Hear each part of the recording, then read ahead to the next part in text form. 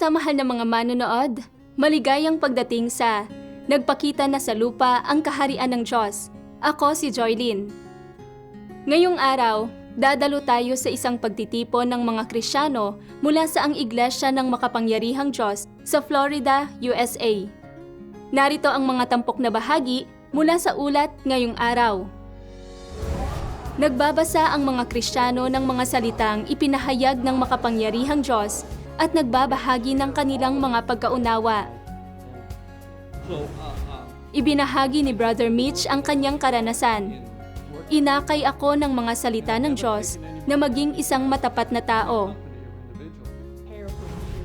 Ibinahagi ni Brother Bobby ang kanyang karanasan. Sa pamamagitan ng paghatol, nakilala ko ang aking tiwaling disposisyon. Narito ngayon ang detalyadong ulat. Sinasabi ng Biblia, "Kayo nga'y magpakabanal sapagkat ako'y banal." Kung walang kabanalan, walang taong makakakita sa Panginoon. Sabi ng makapangyarihang Diyos, bago tinubos ang tao, marami sa mga laso ni Satanas ang naitanim na sa kalooban niya, at pagkatapos ng libu-libong taon ng paggawang tiwali ni Satanas, nasa kanyang kalooban ang kalikasang lumalaban sa Diyos. Sa makatuwid, noong tinubos ang tao, ito ay pagtubos lamang.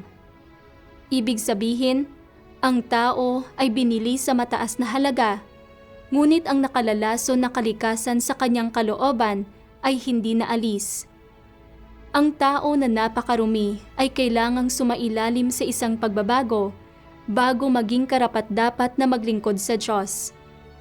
Sa pamamagitan ng gawaing ito ng paghatol at pagkastigo, lubusang malalaman ng tao ang marumi at tiwaling diwa sa kanyang sariling kalooban at magagawa niyang lubos na magbago at maging dalisay.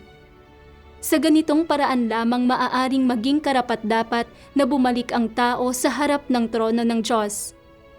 Lahat ng gawaing ginagawa sa araw na ito ay para madalisay at mabago ang tao.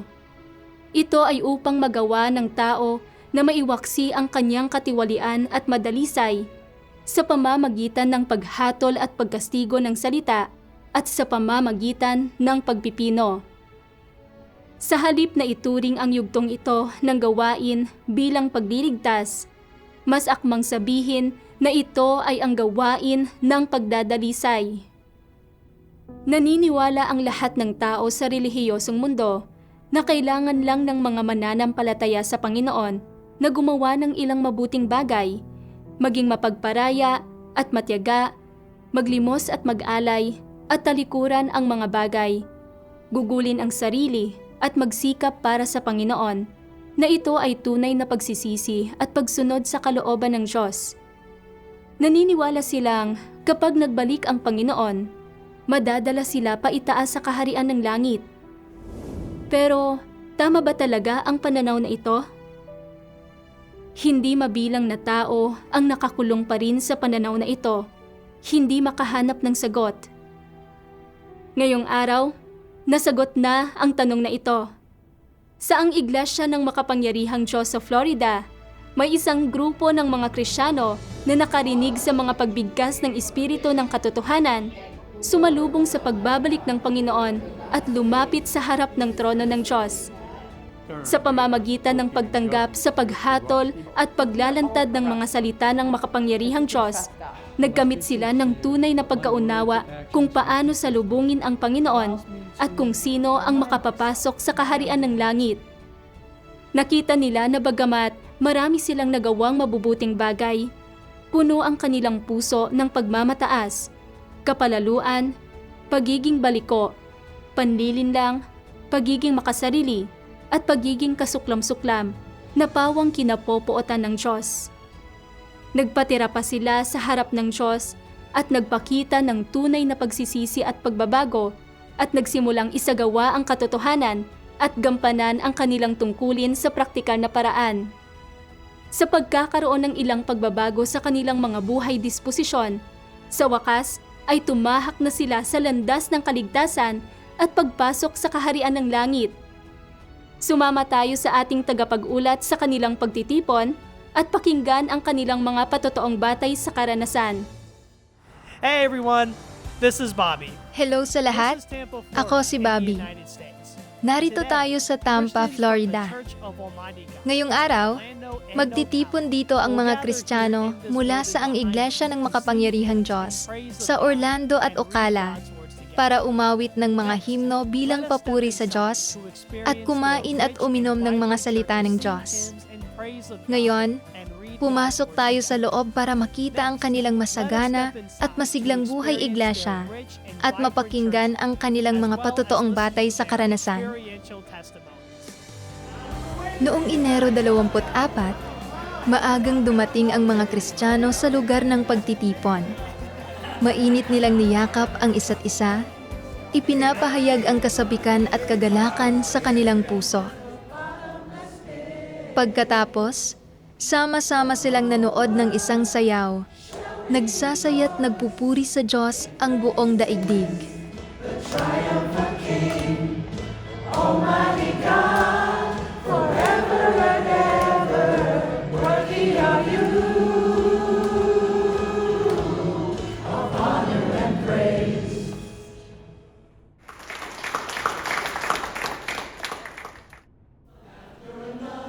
Bago ang pagtitipon, sama-samang umawit ang mga Kristiyano ng isang himno ng mga salita ng Diyos. Ang paghatol ng Diyos sa di mabilang na mga bansa at tao. Ang bawat linya ng mga salita ng Diyos ay may taglay na awtoridad at pagiging maharlika. Yumayanig sa puso ng bawat Kristiyano.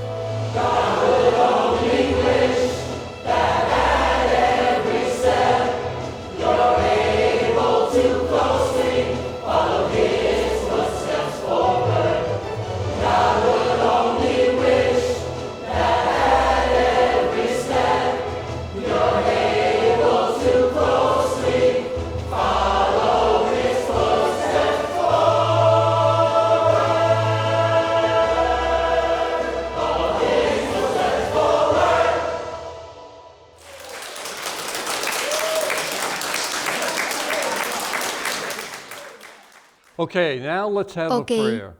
Ngayon ay Open manalangin tayo para sa pagtitipon ngayong araw. Thank you, Almighty God, Makapangyarihang Diyos, salamat sa pagtitipon sa amin dito ngayong araw at sa pagbibigay sa amin ng mga himnong ito at ng iyong mga salita. words that we can read, Hinihiling naming gabayan mo ang landas sa aming harapan at bigyang liwanag at tanglawan kami sa iyong mga salita. Sa makapangyarihang Diyos ang lahat ng kaluwalhatian at papuri. Amen. Pagkatapos ng panalangin, nanood ang mga Kristiyano ng isang sipi mula sa Ang Aking Pinapangarap na Kaharian sa Langit. Isang pelikula ng Ebanghelyo na ginawa ng ang Iglesia ng Makapangyarihang Diyos na pinamagatang Ang Mga Misteryo ng Gawain ng Paghatol ay Nahayag. Detalyadong nagbahagi ang pelikula tungkol sa mga pagkakaiba sa pagitan ng gawain ng Panginoong Hesus sa kapanahunan ng biyaya at ng gawain ng paghatol sa mga huling araw, pati na rin sa layunin, kahalagahan, at mga epekto ng gawain ng paghatol. The Lord Jesus said explicitly, "And if any man hear my words and believe not, I judge him not. For I came not to judge the world, but to save the world. He that rejects me and receives not my words has one that judges him. The word that I have spoken, the same shall judge him in the last day." The Lord Jesus made it very clear that what he did was not judgment work. The Lord Jesus will only express the truth to do the judgment work when he returns in the last days. The judgment work of God in the last days is focused on expressing the truth and the word of judgment. To judge and expose man's satanic nature that resists and betrays God, and the truth of man's corruption by Satan, completely revealing the holy, righteous, and unoffendable disposition of God. All aspects of the truth about God's intention and requirements of mankind, what kind of people will receive salvation or punishment, and so on, are disclosed to us.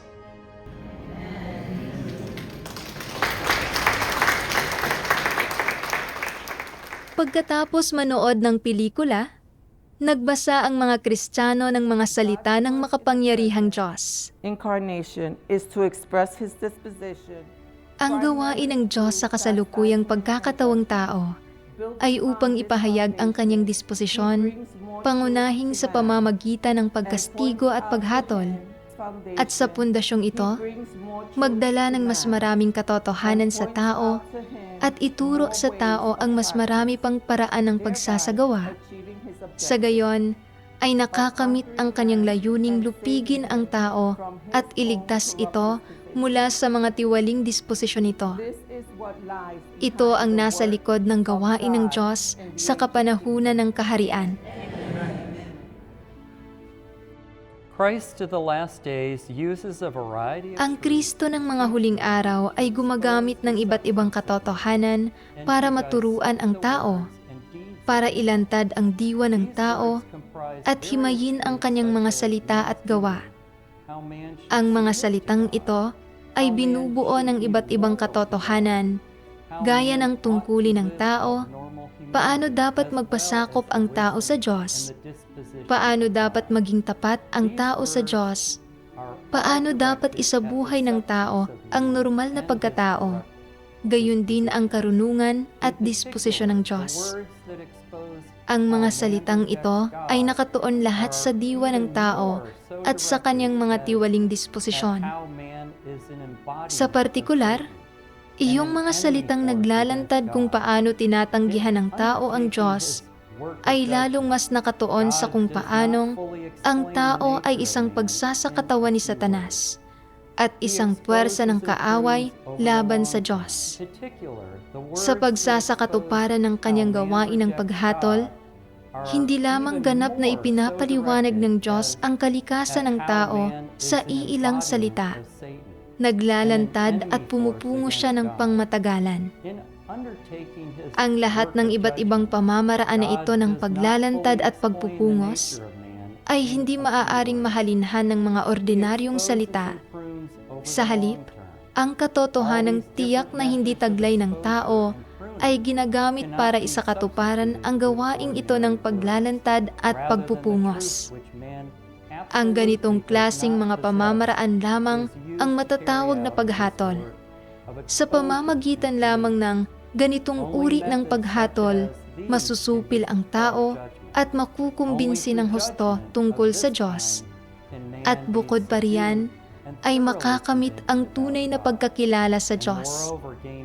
Ang idinudulot ng gawain ng paghatol ay ang pagkaunawa ng tao sa tunay na mukha ng Diyos at sa katotohanan tungkol sa kanyang sariling paghihimagsik. Amen. God, while He does His judgment work, Ang gawain ng paghatol ng Diyos ay isang pagpapala para sa atin. Ginagamit ng Diyos ang kanyang mga salita para hatulan, kastiguhin, at pungusan tayo. Lahat ng ito ay mabubuting bagay. Minsan, sa panlabas, maaaring hindi mukhang mabubuting bagay ang mga ito, at mahirap tanggapin. Pero kapag tinitingnan natin ang mga bagay-bagay habang nasa panig ng Diyos, makikita nating ang paghatol at pagkastigo ay lubhang kapakipakinabang para sa atin. Mapapalago ng mga ito ang ating pananalig, matuturuan tayong umasa sa Diyos, at matutulungan tayong makilala ang sarili nating mga tiwaling disposisyon. Lahat tayo ay may mga tiwaling disposisyon, pero madalas ay ayaw nating harapin ang sarili nating katiwalian dahil iniisip nating lahat na mabubuting tao tayo. Sa panahon ng paggampan sa ating mga tungkulin, nakikita nating ibinubunyag natin ang ating mga tiwaling disposisyon at maaaring maging mahirap itong tanggapin. Pero dapat nating tanggapin ang katunayang ito at aminin na mayroon tayong mga tiwaling disposisyon. Sa pamamagitan lamang ng pagbabasa ng mga salita ng Diyos natin malalaman kung ano ang isang makabuluhang buhay at kung paano mamuhay ayon sa mga salita ng Diyos. Sa makatwid, dapat nating tanggapin ang paghatol at pagkastigo na nagmumula sa Diyos.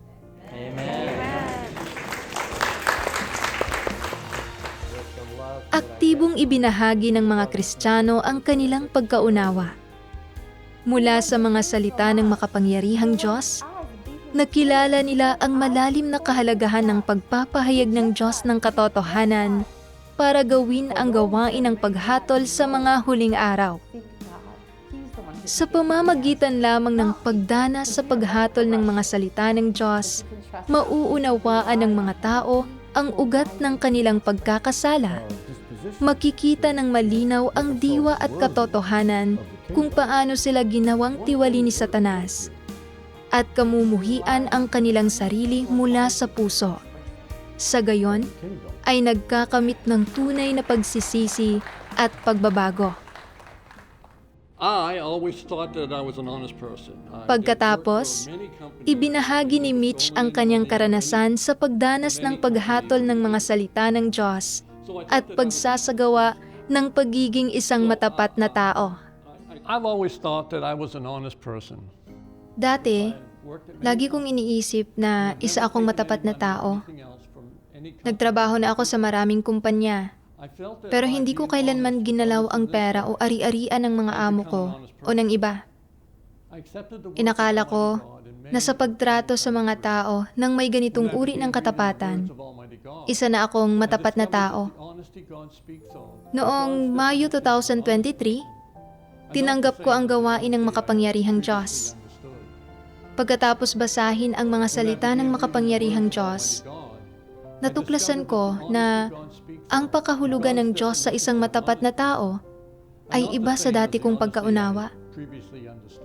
Babasahin ko ang isang sipi ng mga salita ng makapangyarihang Diyos. Dapat ninyong malamang gusto ng Diyos ang mga matapat.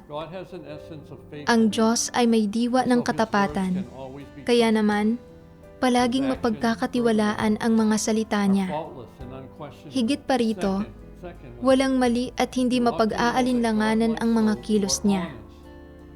Kung kaya't gusto ng Diyos ang mga lubos na matapat sa Kanya. Ang pagkamatapat ay nangangahulugang pagbibigay ng puso ninyo sa Diyos. Hindi pagiging huwad sa Diyos sa anumang bagay, pagiging bukas sa Kanya sa lahat ng bagay. Hindi pagtatago kailanman ng mga katunayan, hindi pagtatangkang mandinlang sa mga nasa itaas ninyo at maglihim sa mga nasa ibaba ninyo, at hindi paggawa ng mga bagay na pagtatangka lamang upang makuha ang pabor ng Diyos. Sa madaling salita, ang pagiging matapat ay pagiging dalisay sa inyong mga kilos at salita, at hindi panlilinlang sa Diyos o sa tao. Amen. Pagkatapos basahin ang mga salita ng Diyos, naunawaan ko na ang matatapat na tao na tinutukoy ng Diyos ay walang pagiging baliko, panlilinlang, pandaraya, o mga kasinungalingan sa kanilang puso. Ang gayong mga tao ay sinsero at matuwid. Ang sinasabi at ginagawa nila ay walang halong dumi o pagiging huwad, at kaya nilang maging simple at bukas sa Diyos at sa kanilang mga kapatid. Ang matatapat na tao ay nagsasalita mula sa puso. Sinasabi nila anuman ang iniisip nila. Ang matatapat na tao na tinutukoy ng Diyos ay hindi mga tao na kumikilos lang ng maayos sa panlabas, kundi mga tao na nagbago na ang mga disposisyon. Pagkatapos basahin ang mga salita ng Diyos, inasam kong maging isang matapat na tao na sinasang-ayunan ng Diyos. It came into my head. Isang araw, tatalakayin dapat sana ni Mitch ang gawain ng Ebanghelyo kasama ang isang sister. And I didn't even Pero dahil pagod na pagod siya sa gawain noong araw na iyon, gusto niyang magpahinga. that Dahil ayaw niyang sabihin sa sister ang totoo, gumawa na lang siya ng dahilan para tanggihan ito.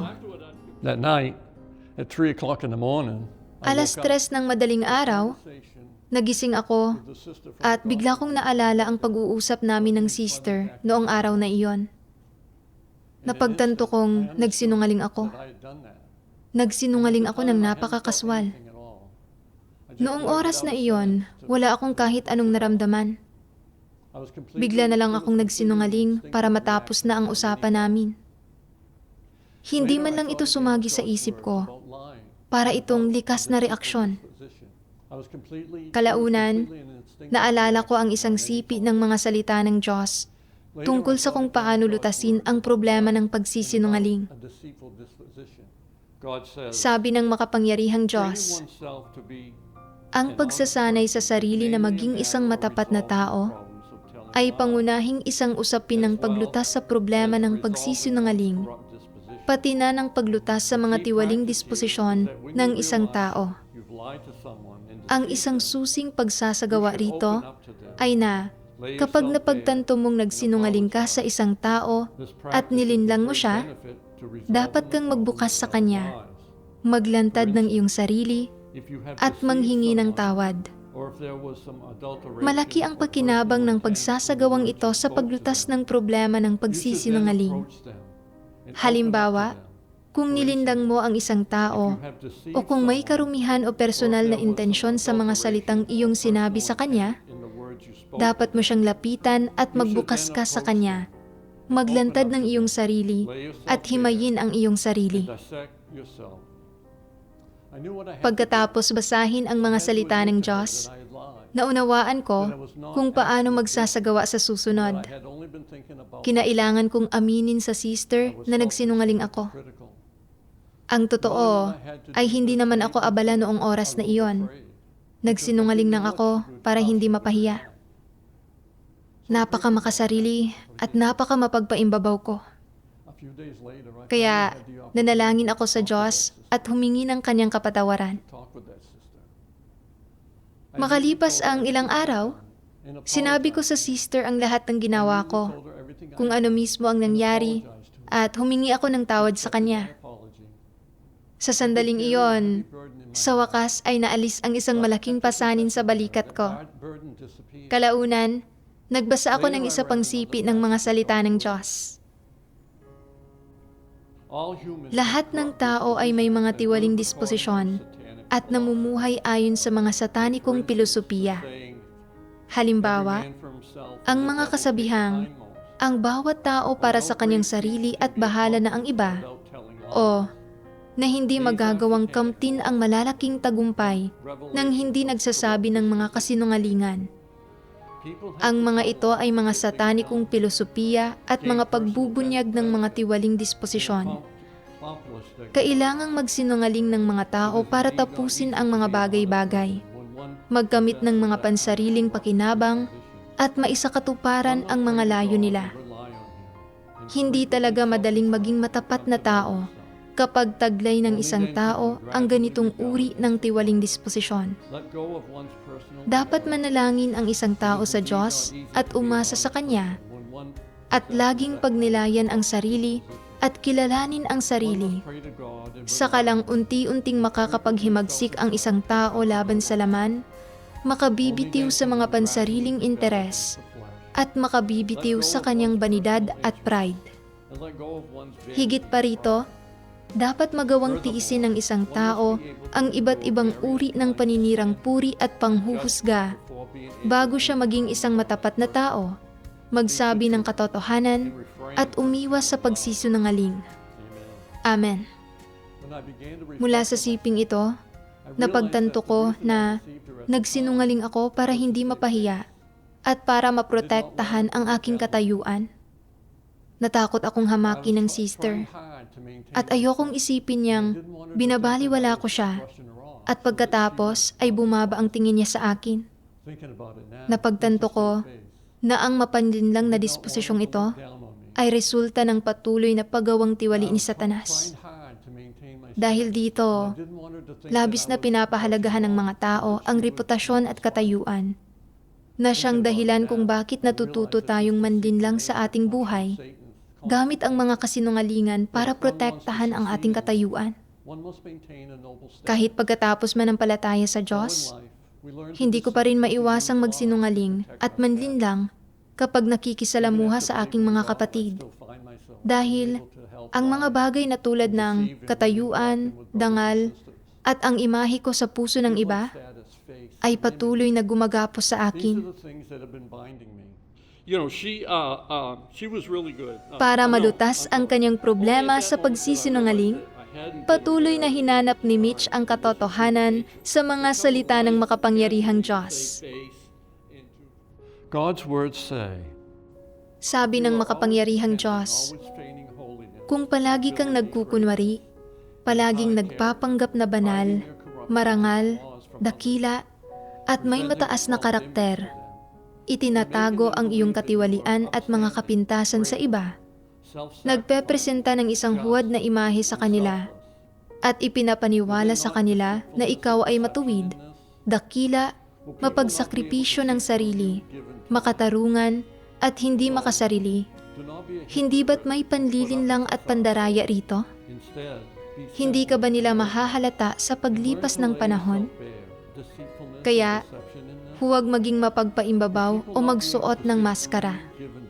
Sa halip, maging simple at bukas at matutong ilantad ang iyong sarili. Ilantad ang iyong puso para makita ng iba. Kung mailalantad mo ang lahat ng iyong iniisip at lahat ng bagay na nais mong gawin, positibo o negatibo man ang mga ito, para makita ng iba, hindi ba't nagiging matapat ka kung gayon? Kapag inilalantad mo ang iyong sarili para makita ng iba, pinapanood ka ng Diyos. Sasabihin niya, dahil inilantad mo na ang iyong sarili para makita ng iba, tiyak na matapat ka rin sa aking harapan. Nang mabasa ko ang siping ito ng mga salita ng Diyos, naunawaan ko na kung gusto kong isagawa ang pagiging isang matapat na tao, kailangan kong magbukas at ilantad ang sarili ko sa iba at prangkang sabihin sa kanila kung ano ang ginawa ko. Noong una, akala ko ay napakasakit na sabihin sa mga kapatid kung ano ang ginawa ko. Pero sa isang pagtitipon kasama ang mga leader at manggagawa, ipinagtapat ko sa kanila ang mga ginawa ko at ibinahagi kung paano ko nilutas ang mga isyu ko sa pagsisinungaling at panlilinlang. Nalaman kong hindi pala ito kasing hirap ng inakala ko. Sa kabaligtaran, pagkatapos kong magtapat, nakaramdam ako ng kagaanan sa puso ko na hindi ko pa naramdaman noon. Kalaunan, itinalaga ako ng isang leader sa isang kampanin. Pero nakalimutan ko ito ng tuluyan. Nang tanungin niya ako tungkol sa aking pag-usad, naisip ko, kung sasabihin ko ang totoo, ano ang iisipin ng leader sa akin? Ayokong hamakin niya ako. Siguro ay makakalusot ako kung magsisinungaling ako ng kaunti. Pero naalala ko kung gaano kahalaga ang pagsasagawa ng pagiging isang matapat na tao. At na hindi ako pwedeng magsinungaling para lang hindi mapahiya. Kaya pinili kong sabihin sa kanya ang totoo. Sinabi kong nakalimutan ko, bagamat medyo napahiya ako dahil sa aking banidad.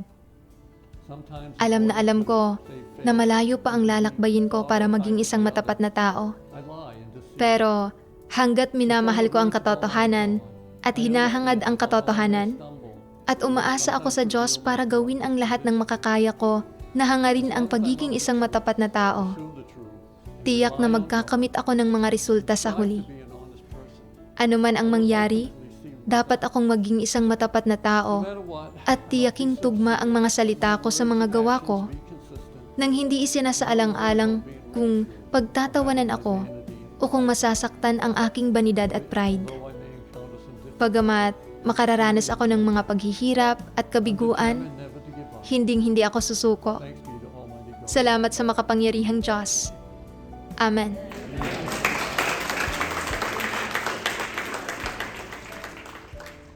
So in 2018, Pagkatapos, ibinahagi rin ni Brother Bobby ang kanyang karanasan. I began performing Noong 2018, gradually. matapos tanggapin ni Bobby ang gawain ng makapangyarihang Diyos sa mga huling I araw, was selected. lagi siyang masigasig sa kanyang paghahangad. At kalaunan, ay nahalal bilang isang leader ng iglesia. That it wasn't Makalipas ang ilang panahon, natuklasan niyang kailangang asikasuhin at lutasin ng isang leader ng iglesia ang lahat ng problema sa iglesia. right words of God. Hindi lang niya kailangang diligan ng maayos ang mga baguhan at pumili at maglinang ng mga taong may talento para sa iba't ibang tungkulin, Thought to myself, kundi kailangan din niyang magbahagi tungkol sa katotohanan para lutasin ang iba't ibang paghihirap na kinakaharap ng kanyang mga kapatid sa kanilang mga tungkulin.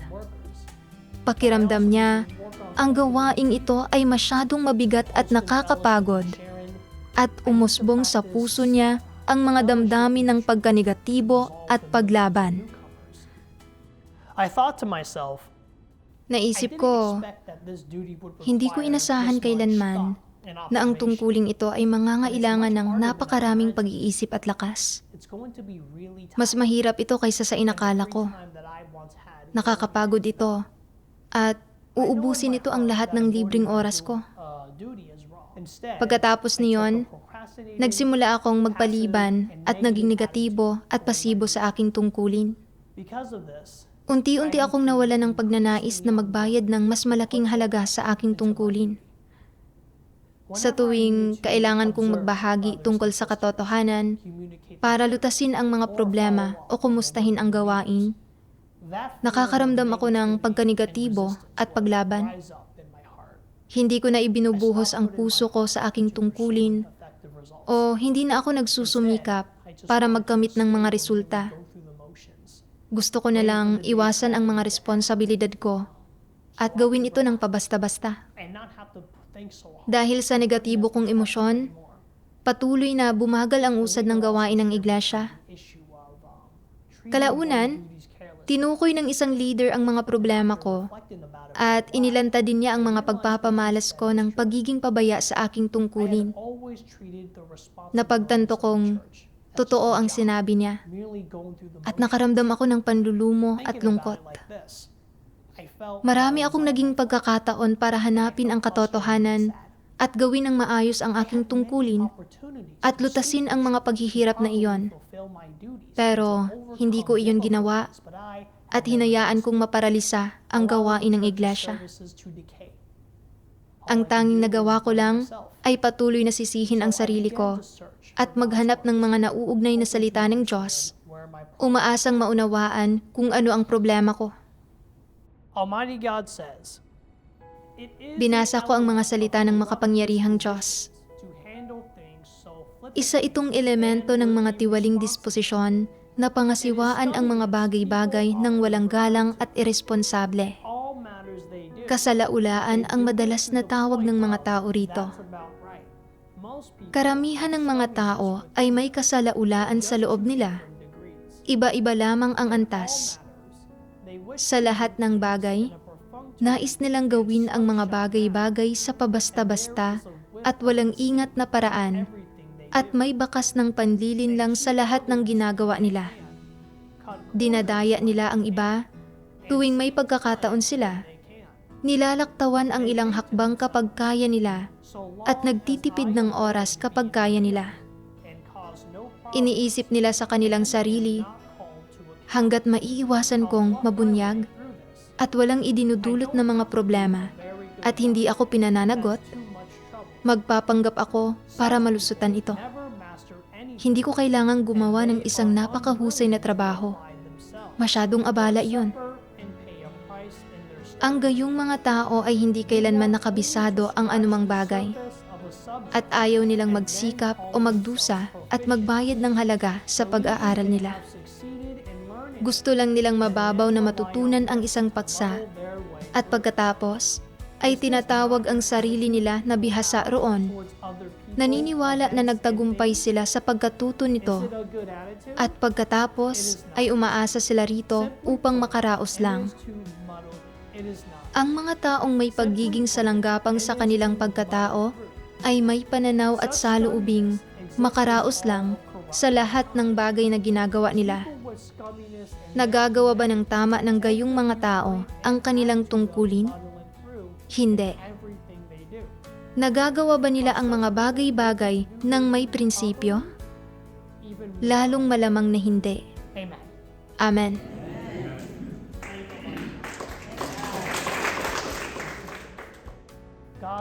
Inilantad ng mga salita ng Diyos ang aking tiwaling disposisyon. Palagi kong hinaharap ang aking tungkulin ng may kaisipang, pwede na yan. Hindi ko kailanman inilaan ang buong puso at kaluluwa ko rito. Kaya syempre, hindi ako kailanman nakakita ng katumbas na mga resulta. Hindi ko inisip kung paano lutasin ang mga problema sa iglesia. Araw-araw, para lang akong isang hindi mananampalataya. Pumapasok lang para mag-time in at matapos ang oras. At pagkatapos, ay uuwi para tamasahin ang mga ginhawa ng laman. Paano magkakamit ng pagsang-ayon ng Diyos ang isang tulad ko? Hindi ko kailanman hinanap ang mga katotohanang prinsipyo sa aking tungkulin. Kahit na naaro ko ang mga ito, ayaw kong magsikap na isagawa ang mga ito. Araw-araw, nagiging pabaya lang ako. Tinatapos ang gawain at umaalis. Hindi kailanman pinag-iisipan ang mga tanong na ibinabato ng aking mga kapatid o ang mga paghihirap sa kanilang gawain. Ang mga pagpapamalas ko ay walang ipinagkaiba sa mga pagpapamalas ng isang hindi mananampalataya. Tulad ng sinasabi ng mga salita ng Diyos, iniisip nila sa kanilang sarili, hanggat maiiwasan kong mabunyag at walang idinudulot na mga problema at hindi ako pinananagot, magpapanggap ako para malusutan ito. Hindi ko kailangang gumawa ng isang napakahusay na trabaho. Masyadong abala iyon. Nakaapekto ang kasuklam-suklam na intensyong ito sa saloobin ko sa aking tungkulin. Noong panahong iyon, nagbasa pa ako ng ilan pang salita ng Diyos at nagkamit ng kaunting pagkaunawa sa sarili kong kalikasang diwa. Sabi ng makapangyarihang Diyos, bago danasin ng mga tao ang gawain ng Diyos at maunawaan ang katotohanan, ang kalikasan ni Satanas ang namamahala at nagdodomina sa kanilang kalooban. Ano ba ang partikular na nakapaloob sa kalikasang iyon? Halimbawa, bakit ka makasarili? Bakit mo pinoprotektahan ang sarili mong katayuan? Bakit ka mayroong gayong katitinding damdamin? Bakit gusto mo ang mga di matuwid na bagay na iyon at ang masasamang bagay na iyon? Ano ang batayan ng pagkagusto mo sa ganoong mga bagay? Saan nagmumula ang mga bagay na ito? Bakit mo gusto at tinatanggap ang mga ito? Sa ngayon, naunawaan na ninyong lahat na ang pangunahing dahilan ay dahil nasa kalooban ng tao ang mga laso ni Satanas. Amen. Tinukoy ng mga salita ng Diyos ang pinakabuod ng issue. Bagamat ayaw kong aminin, talagang namumuhay ako noon pa man ayon sa mga satanikong lason. May kasabihan sa mundo, YOLO, na ang ibig sabihin ay You only live once. Kaya dapat kang magsaya sa buhay habang kaya mo pa. Palagi akong namumuhay ayon sa satanikong laso na ito. Pakiramdam ko, hindi ko kailangang ibigay ang lahat sa aking tungkulin at magkamit ng magagandang resulta, ni hindi ko kailangang pigain ang utak ko, magdusa o gugulin ang sarili ko. Hindi ba't mas maganda kung relax lang at walang stress? Gusto ko lang na maging madali at simple ang mga bagay-bagay. At ayaw kong igugol ang lakas ko sa paglutas ng mga problema sa gawain ng iglesia. Noong panahong iyon, bagamat mukhang ginagampanan ko ang aking tungkulin, wala akong anumang debosyon dito. Hindi ako kailanman nagsaliksik ng malalim para maunawaan ang mga ugat na sanhi ng mga problemang iniuulat ng aking mga kapatid, ni hindi ko nilutas ang mga ito. Hindi rin ako tumuon sa paglinang sa mga kapatid na masigasig sa kanilang paghahangad para italaga sila sa iba't ibang tungkulin. Napagtanto kong hindi ko kailanman nagawang isagawa ang katotohanan at higit pa rito, binaliwala ko ang atas ng Diyos. Naisip ko, kung hindi ako magbabago, hindi ba't sa huli ay matitiwalag ako dahil sa paggawa ng masyadong maraming kasamaan? Sa pag-iisip nito, hindi ko mapigilang makaramdam ng takot. Sa pamamagitan ng pagbabasa ng mga salita ng Diyos, naunawaan ko kung bakit kailangan nating patuloy na hanapin ang katotohanan sa ating mga tungkulin. Kung hindi, maaari lang tayong mamuhay ayon sa mga satanikong lason at lalong maliligaw sa maling landas at sa huli ay aabandonahin ng Diyos dahil sa hindi kailanman tunay na pagsisisi. Even if we get good results, Nang mapagtanto ang mga kahihinatnan ng pamumuhay ayon sa kanyang tiwaling disposisyon, nagsimulang tumuon si Bobby sa paghahanap ng katotohanan sa mga salita ng Diyos. and later, I found a great passage. Nagbasa ako ng isang sipi ng mga salita ng Diyos. Ang mga taong tunay na nananampalataya sa Diyos ay kusang loob na gumagampan ng kanilang mga tungkulin nang hindi kinakalkula ang sarili nilang mga pakinabang at kawalan.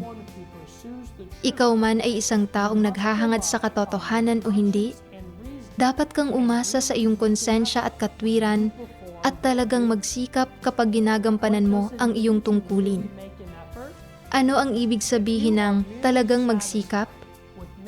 Kung nasisiyahan ka na sa kaunting pagsisikap at pagdanas ng kaunting hirap ng katawan, ngunit hindi ka talaga seryoso at hindi mo hinahanap ang mga katotohanang prinsipyo sa paggampan ng iyong tungkulin, ito ay wala ng iba kundi pagiging pabasta-basta. Hindi ito tunay na pagsisikap. Ang susi sa talagang pagsisikap ay ibuhos mo ang puso mo roon, matakot sa Diyos sa puso mo, isaalang-alang ang mga layunin ng Diyos, labis na matakot na maghimagsik laban sa Diyos at masaktan ang puso ng Diyos, at maging handang dumanas ng anumang paghihirap para magampanan ang iyong tungkulin ng maayos at mapalugod ang Diyos. Kung mayroon kang ganitong mapagmahal sa Diyos na puso, magagampanan mo ng maayos ang iyong tungkulin. Kung walang takot sa Diyos sa puso mo, hindi ka magkakaroon ng pagpapahalaga sa pasanin o responsibilidad sa paggampan ng tungkulin mo, at hindi mo maiiwasang maging pabasta-basta at iraraos mo lang ang mga bagay-bagay nang walang nakakamit na anumang totoong mga resulta na hindi pagampan ng isang tungkulin. Kung tunay kang may nadaramang pasanin at pakiramdam mo ay pagsasagawa ng personal mong responsibilidad ang pagampan sa iyong tungkulin, na ikaw ay magiging hayop at hindi karapat-dapat na mamuhay kung hindi mo ginampanan ang tungkulin mo, at na maaari ka lang magkaroon ng malinaw na konsensya at maging karapat-dapat na matawag na isang tao kung gagampanan mo ng maayos ang iyong tungkulin. Kung mayroon kang nadaramang ganitong pasanin kapag ginagampanan mo ang iyong tungkulin, magagawa mo ang lahat ng masinop, na hanapin ang katotohanan at gawin ang mga bagay-bagay ayon sa mga prinsipyo at gampanan ang tungkulin mo ng maayos at bigyang lugod ang Diyos. Amen. Ipinakita sa akin ng mga salita ng Diyos ang isang landas ng pagsasagawa. Sa aking tungkulin, dapat akong magkaroon ng konsensya at katwiran at magpakita ng pagsasaalang-alang sa mga layunin ng Diyos. Dapat akong magkaroon ng determinasyon na magdusa, mas magnilay pa sa mga salita ng Diyos, at magbuhos palalo ng puso sa gawain ng iglesia para magbunga ang aking tungkulin. Ito rin ang landas na dapat kong tahakin para malutas ang aking tiwaling disposisyon. Kailangan kong magsikap para lutasin ang mga problema sa iglesia at subaybayan ang lahat ng gawain ng mas detalyado. Bagamat medyo mapapagod ang aking laman sa pagsasagawa ng ganito, sa paggampan ng aking tungkulin, maisasagawa ko ang katotohanan at maisasaalang-alang ang mga layunin ng Diyos. Sa pamamagitan lamang ng pagsasagawa sa ganitong paraan ko mapalulugod ang Diyos. Habang lumilipas ang panahon at tumatanggap ako ng mas maraming tungkulin, minsan ay bumabalik ako sa pagiging pabaya. Sa tuwing nangyayari ito, laging pumapasok sa isip ko ang isang sipi ng mga salita ng Diyos. Ngayon, lahat ng hindi makatanggap ng pagsisiyasat ng Diyos ay hindi matatanggap ang kanyang pagsang-ayon, at yaong mga hindi nakakakilala sa Diyos na nagkatawang tao ay hindi maaaring maperpekto. Lahat ng iyong ginagawa, bawat kilos, bawat layunin, at bawat tugon ay dapat dalhin sa harap ng Diyos. Nangangahulugan ito na lahat ng bagay mula sa iyong pang-araw-araw na espiritual na buhay, pagdarasal, paglapit sa Diyos, pagkain at pag-inom ng mga salita ng Diyos, pakikipagbahaginan sa iyong mga kapatid, at pamumuhay ng buhay iglesia, hanggang sa iyong paglilingkod sa pamamagitan ng pakikipagtulungan sa iba, ay dapat dalhin sa harap ng Diyos para sa kanyang pagsisiyasat. Ang gayong pagsasagawa ang tutulong sa iyo na lumago sa buhay. Amen. Ang magawang tanggapin ang pagsisiyasat ng Diyos ay lubhang kapakipakinabang sa akin. Sa pagsasagawa sa ganitong paraan, napipigilan ko ang aking sarili. Sa pamamagitan ng karanasang ito, nakita ko ang sarili kong mga problema at nakahanap din ako ng landas para lutasin ang mga ito. Lubos akong nagpapasalamat sa pagkakataong ito na baguhin ang aking sarili, na naging dahilan para maging mas responsable ako sa aking tungkulin. Thanks be to God. Salamat sa Diyos. Pagkatapos nilang ibahagi ang kanilang mga patotoong batay sa karanasan, sama-samang umawit ang mga Kristiyano ng isang himno ng mga salita ng Diyos. Nais ng Diyos na hangarin ng sangkatauhan ang katotohanan at mabuhay.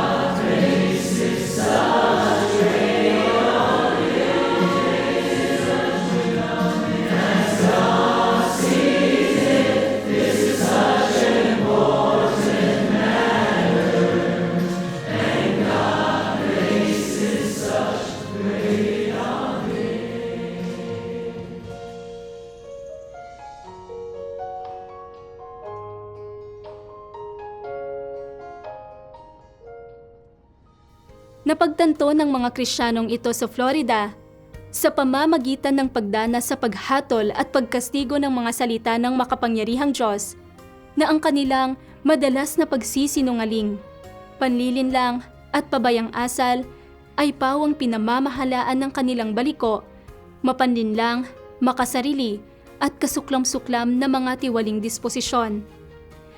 Nagsimula silang hangarin ang katotohanan, danasin ang paghatol ng Diyos at tumuon sa pagkilala sa kanilang sarili at pagbabago ng kanilang mga disposisyon.